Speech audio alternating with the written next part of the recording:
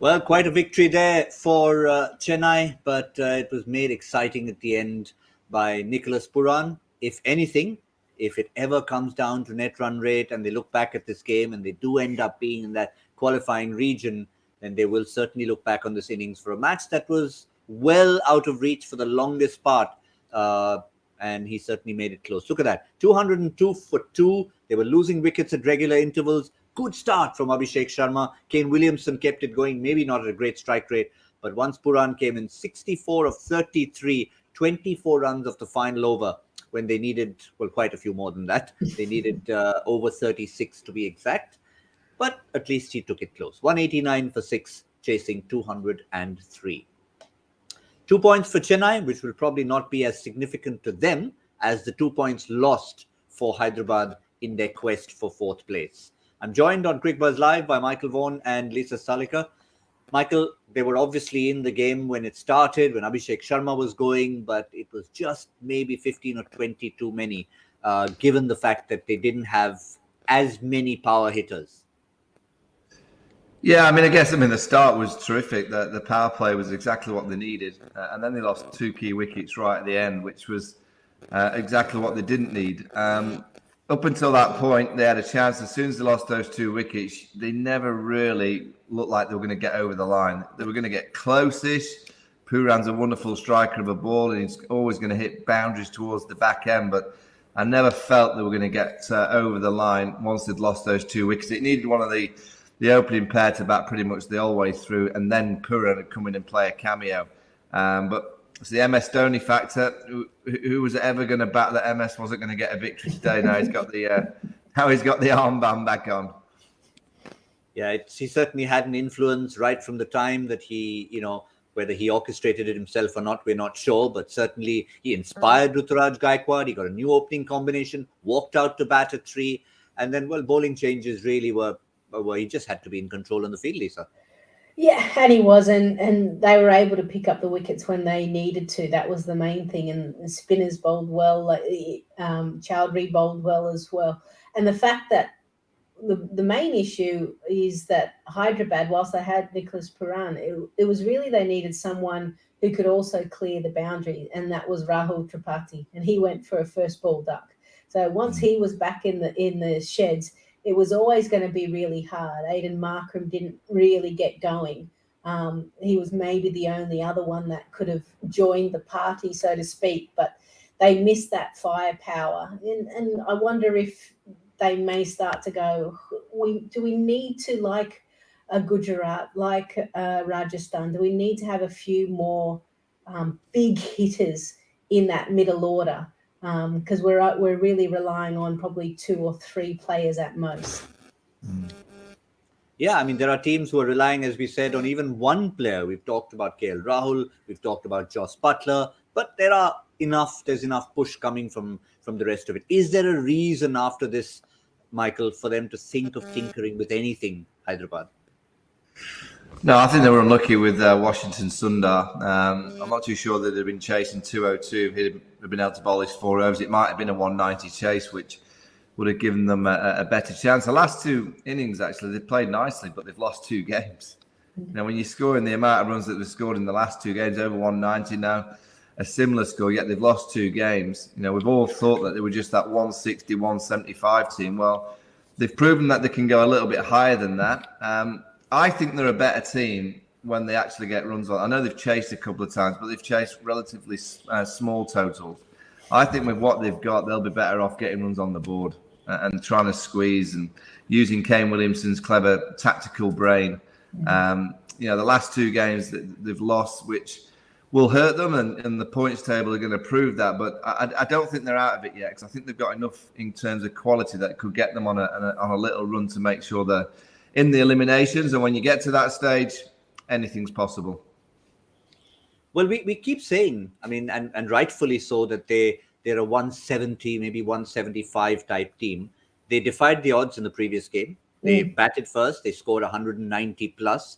So they have to tell themselves, well, even if we're branded that and we think we're that, we can actually do better. So I guess one of the factors that probably has to change, other than maybe somebody else, an X factor in the middle order, is Kane Williamson himself. He's got the runs now. but he probably needs to be going at a little better clip, particularly for a run chase like tonight. It's a little bit like Virat Kohli, isn't it? His half century, he didn't set the world on fire, but he got to that mark, a bit like Kane Williamson, spending some time out in the middle, feeling the ball, hit the bat, being able to move around, get up and down the pitch. And also, I think, just on Michael's point about batting first, we're coming to the back end of the tournament.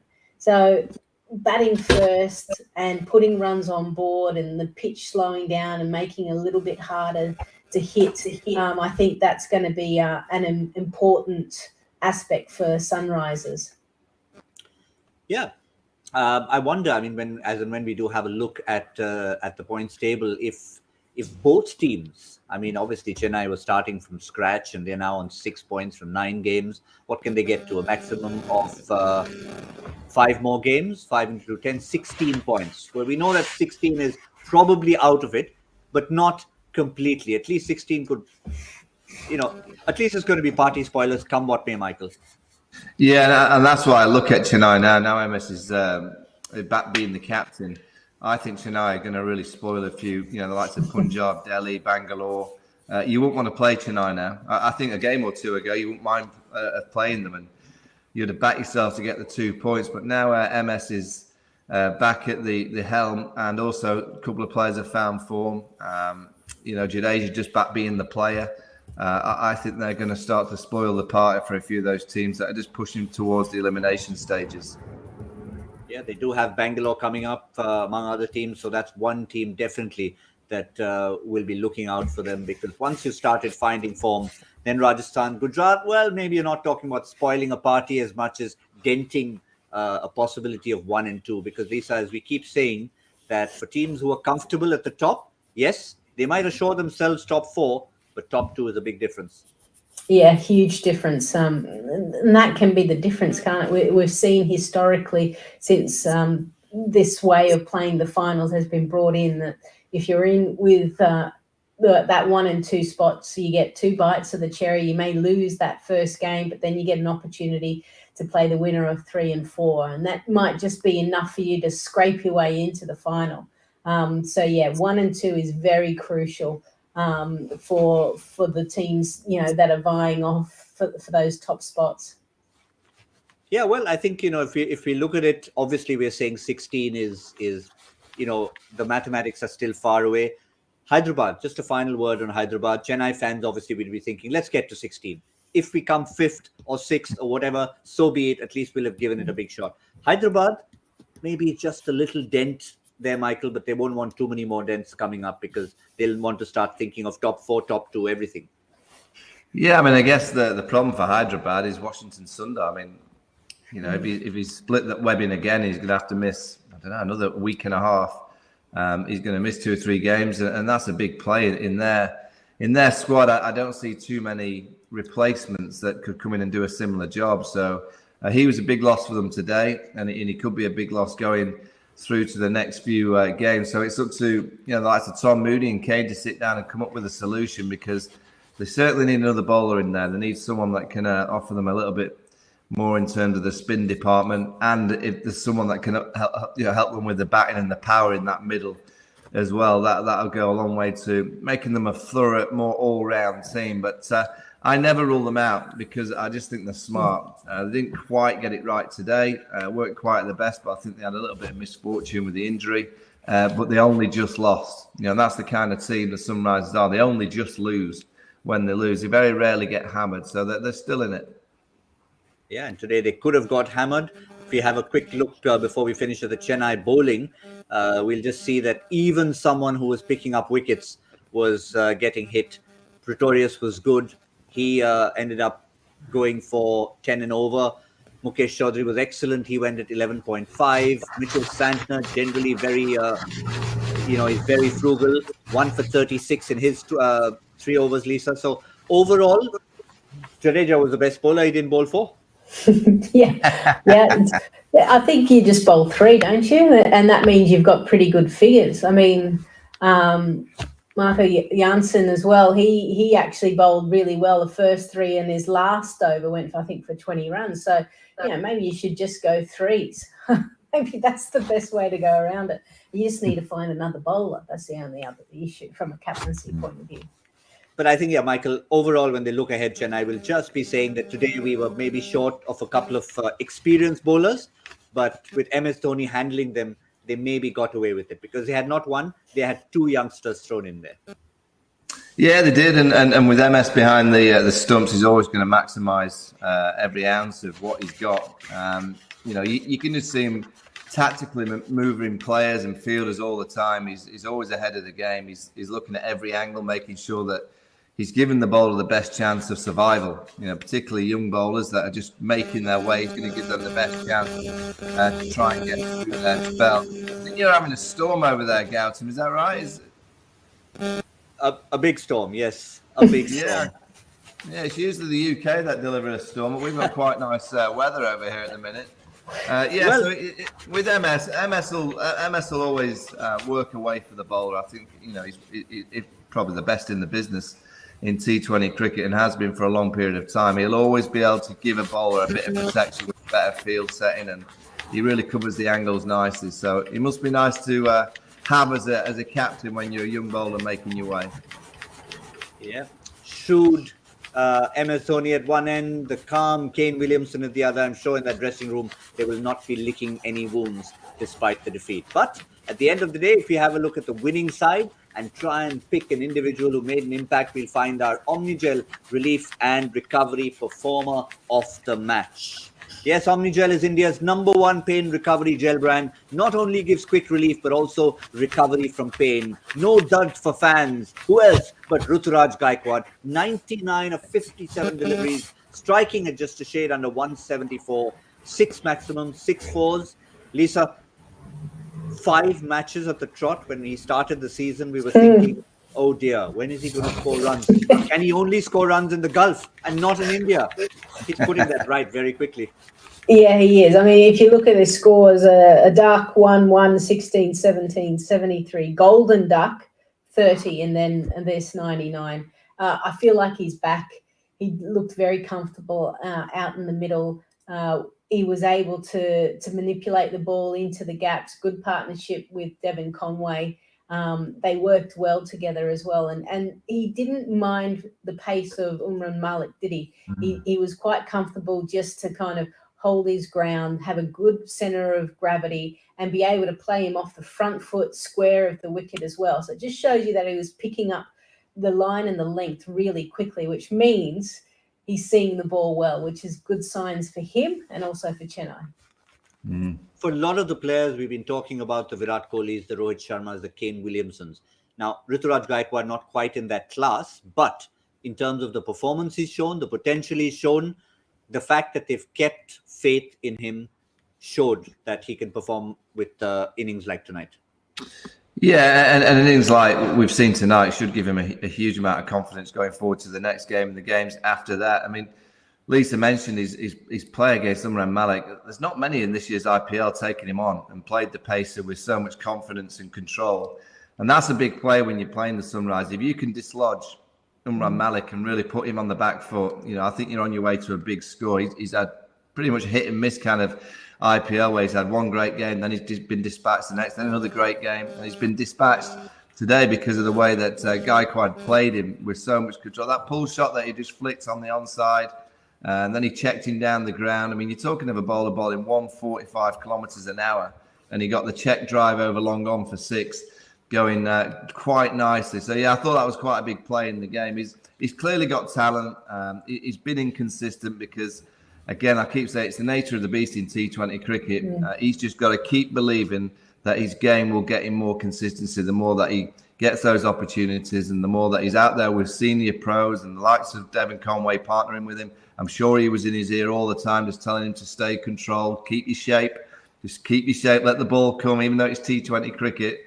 You've got to allow the ball to get to you. Don't go kind of throwing your hands too far away from the body. And he did that brilliantly tonight. That's why I was disappointed. I wanted him to get the big 100, but 99. Yeah, we'll give him that. We'll give him that one. But normally, when you're facing Umran Malik, you're the one as a batter who'll be needing the relief and recovery. Today, it was his hitting that made sure it was the bowlers who needed it all. Yes, our Omnigel relief and recovery performer of the match, Ruturaj Gaikwad. Now, as we move ahead, we've talked about 2 points for Chennai, 2 less points for Hyderabad, but certainly they'll take it in their stride and move on. When you talk about points, there's one team that desperately needs it. They probably need points till the rest of the season without a single loss, and that is the men in purple. And they're taking on a team, the last team they'd probably want to face at a stage like this. Kolkata against Rajasthan, match number 47 back at the Wankhede Stadium. Kolkata have 5 in a row now? Not going well for them. 5 losses in a row. We've even forgotten about Mumbai's because it was so dramatic. But Kolkata had started the season well, Lisa, and then suddenly stumbled. Is it just about not finding the right 11? Yeah, and they've tried, haven't they? They tried Pat Cummins, Aaron Finch. They've thrown Sunil Narayan up to open. Sam Billings has come in and out. The Jinke Rahane open. Like, try and keep up with me as I go through all the players that have gone out in the middle. Varun Chakravarti. I mean, the list goes on and on. So that's been their issue, and I think obviously with Baz Cullum at the helm, he and who they selected at the auction, they wanted to play a certain brand of cricket.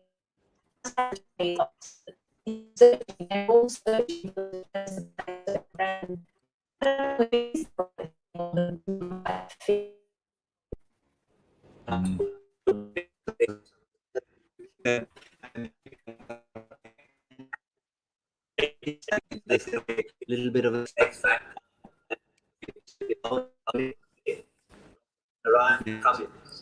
and they have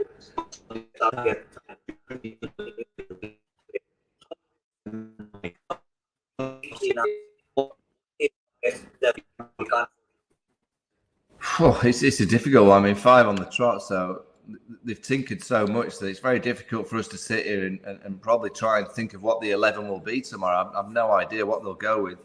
They're up against a Rajasthan team that have just lost against Mumbai. So there's one positive. Rajasthan will feel a bit of pressure because they've lost to Mumbai.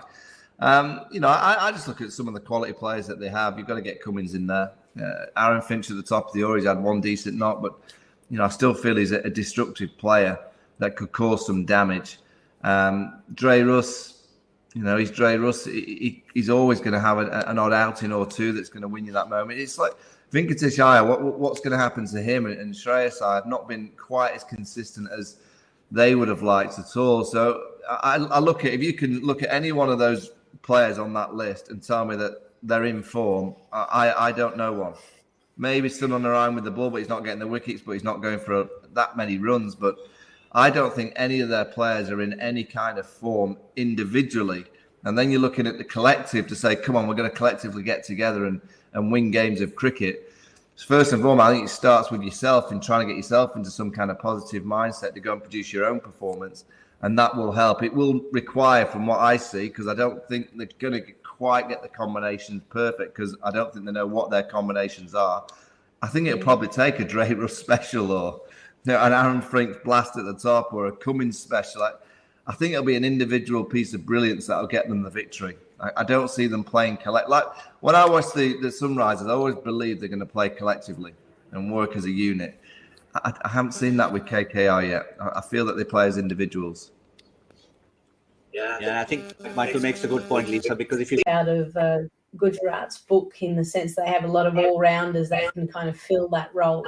But yeah, probably the one player that I'm expecting to stand up, Shreyas Iyer. I mean, he's given us some impactful innings. I think his highest score so far this tournament is 85.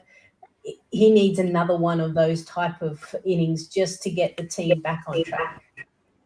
Yeah, here's the irony of it all when we sum it up. The most exciting player for them in the last 2-3 games has been Rinku Singh. Brilliant fielder. He's performed some cameos with the bat, but cameos is all it is. If they can all take a leaf out of Rinku Singh's book and perform to the best of their ability, they could just be the team we all remember. On the other side, they have very different kind of problems. They may have lost a game, but they are performing to the best of their ability. They've got players in form. They've got someone like Josh Butler who makes runs for fun. And if Sanju Samson can make more than cameos, they've got Padikkals there. Hetmeyer missed out last time, but he can do so much. Other than Daryl Mitchell, Michael Vaughan, I think they've got every single box ticked at the moment. Yeah, I mean, they're a team and a squad that we spoke about right at the start, that it looked so much stronger and better. I think the spin twins are so important in Chahal and Ashwin for this franchise, Rajasthan. I haven't seen that over the last few years, where I've felt that they've had a real strong bowling combination that can win them games from anything. And I believe they've got that now. But let's be honest, it's Buttler. You know, if Buttler plays, they're going to be very, very competitive. If Buttler doesn't play, or he gets a good ball, he makes a mistake early, that is when Rajasthan are going to be. Even with that combination I mentioned with the ball in hand, I don't see that many. I see them getting decent scores, but once Buttler gets a score, they get that very, very good score, and then they're always going to defend it, or pretty much always going to defend it. So it really is, and it's always when you get an individual playing so well like Joss. You know that your team's going to be very competitive. It's just when that day comes that he doesn't quite come out the traps and play, is someone else like Sanju going to step up to the plate? Padikkal at the top of the order, he's been a bit hit and miss. They will need a little bit more support going down the back end of the eliminators and into the finals, hopefully for them. I can't think that you can rely on one batter to win you an IPL. Yeah, the only player that we've seen from the start of the season who's not really put his hand up is Yashasvi Jaiswal. They seem to have got the combination right. Do you see an opportunity for him at any point in time, or are they just doing enough to hang on to this 11? Yeah. I mean, that Padikkal, he scored a 54 just only a few innings ago. And Shimron Hetmeyer has been quiet the last two, yet you look at the front end of the tournament, he was providing a strike rate over 200 in the death, and that was allowing them. He was almost allowing them to put a bit of a cherry on top of what Jos Buttler was able to do. So just needs a little bit more of the finishing touches at the back end. The other one as well is Sanju Samson. We always say he starts the season always so well, normally with a big score, and then he kind of starts to dip as the tournament goes. He needs to learn you're allowed to dip, but you've got to kind of pop back up. And if he can do that, and he's looked good when he's been out there. It's not like he's out of nick and he's not finding the boundary. He just needs to stay out there with Joss, and they can post predominantly a decent total. All right, one name from each of you for tomorrow. I know it's confusing for KKR to try and get one out because you never know who's on the park. But if you'd like to find a performer, other than maybe the obvious Russell Narayan, Michael, who would it be for you? I'm going to go Shimron Hetmeyer to find form. I think he likes batting at the Wankhede Stadium. So I'm going to go Shimron. And I'm going to go Shreyas Iyer. All right, the steady, the captain. Let the captain lead the way. They'd hope both Ayers can fire, because how big was he for Kolkata last year? Quick look at the points table before we move on. This is where it stands right now. Very, very important for Kolkata indeed, because if you have a look at this, they are at 6 points from 9 matches, and they will pretty much need to get everything from now on. We talked about Chennai. Well, Chennai have got there from nothing. Kolkata already had the 6 points on the board after 4 matches, and they were at the top. So after 9 matches, they've got 6. So they're pretty much in the same predicament as Chennai. Can get to a maximum of 16. That is not likely to be enough, but they at least need to get there and then see what happens. Rajasthan are doing far better. They're thinking first and second already. Well, the one answer that we haven't had, we know who's got the 2 points today. Chennai have. But what about Joy? Joy factor question for today while he's been busy partying. We hope all of you joined in for that, by the way. Joy factor question. The question and then the answer. These 3 cricketers, we love birth dates, don't we? All share the same birthday. 2 of them represented India. Currently, one is a player, while the other is a support staff at the same franchise. The third player is regarded as one of the best first-class cricketers to have never played for India. Name all 3 cricketers. And the answer in front of you is... There it is.